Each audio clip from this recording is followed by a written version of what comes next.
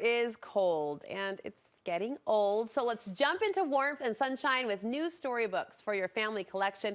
In fact, we've got a list of books that celebrate spring. Both you and your kids will love these tales of new beginnings. Julie Bristow joins me. She's the Book Lady's daughter on Instagram. She's here to share her favorite books in the genre of children's spring literature. One of my favorite genres too, Julie, I have to say. The pictures are so pretty, right? So hopeful, so bright. Yes, yes. There's a lot of metaphors with spring and hope, right? Absolutely, and those are celebrated, I know, in the pages of these books. We'll jump in. You've got a few of them. The first one that made your list, Mel Fell. Yes, Mel Fell is this incredibly clever book about a little bird named Mel, and she is determined to learn how to fly. And you actually have to read this book vertically.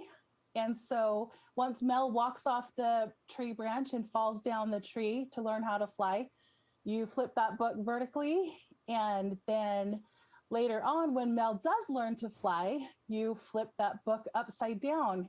And it's just so creative and clever and fun. Very creative. How fun. Interactive, right? The reading is literally coming to life as you're moving that book around.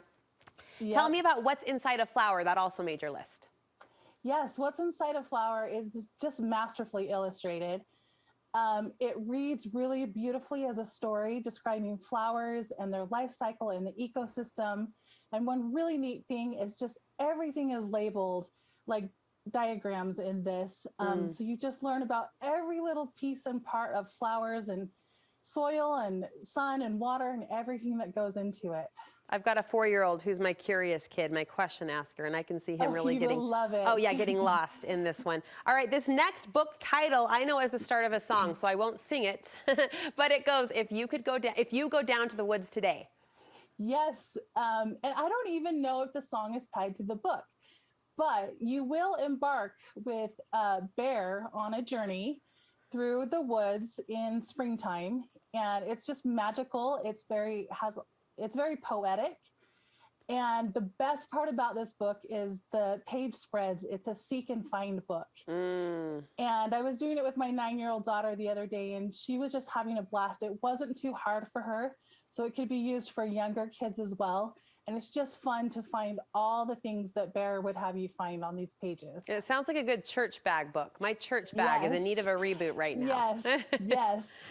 All right, tell us about Story of the Root Children. This book was actually written over 100 years ago, and it was written in German. This copy came out in 2020, and I just die over the vintage illustrations.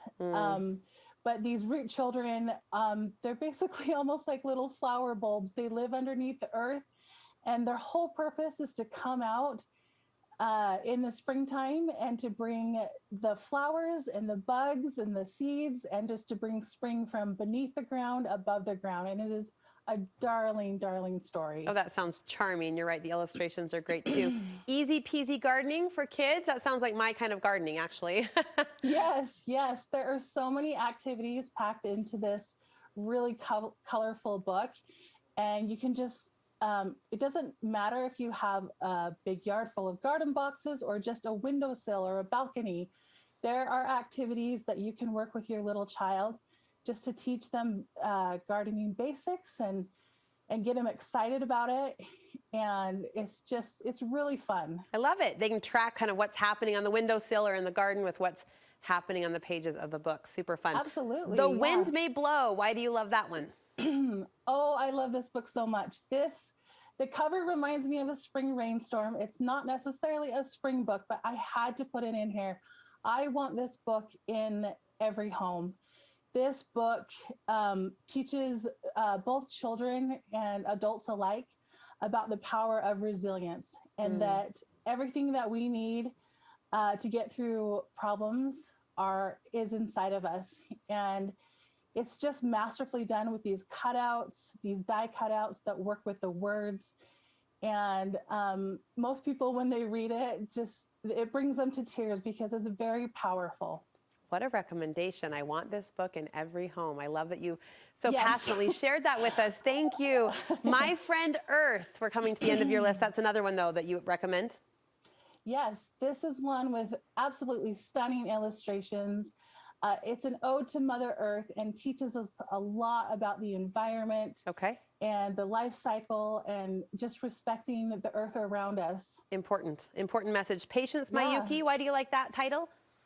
Miuki is a young girl who can't wait for spring, and she's so excited. The first day of spring, she runs out and her flower is not bloomed. And so she has this wise grandfather who teaches her lessons on patience.